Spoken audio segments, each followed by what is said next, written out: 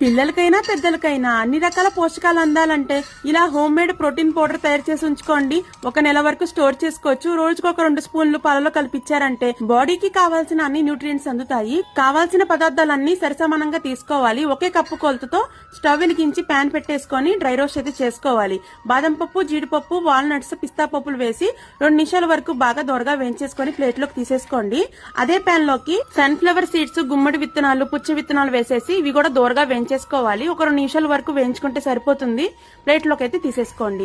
ఇప్పుడు 1 కప్పు వరకు పూల్ మక్కన అదేనంటే తామర గింజలు కూడా వేసేసి ఇవి కూడా దోరగా వేయించేసుకొని ఇవన్నీ బాగా చల్లారిన తర్వాత మిక్సీ పట్టించుకోవాలి. నేనైతే కొంచెం బరకగా గ్రైండ్ చేశాను, మీరు మెత్తగా గ్రైండ్ చేసుకోండి. ఇప్పుడు ఇందులోకి తీపి కోసం పట్టిక బెల్లం కూడా అదే కొలతతో వేసేసి మెత్తగా గ్రైండ్ చేసుకొని ఇందులోకి కలిపేసుకొని ఎయిర్ టైట్ కంటైనర్ లో 1 నెల వరకు స్టోర్ చేసుకోవచ్చు. రోజుకొక 2 స్పూన్లు తీసుకోవడం వల్ల హెయిర్ గ్రోత్ ఇంక్రీజ్ అవుతుంది, స్కిన్ టెక్స్చర్ మారుతుంది, అలాగే హెల్త్ కూడా చాలా మంచిదండోయ్.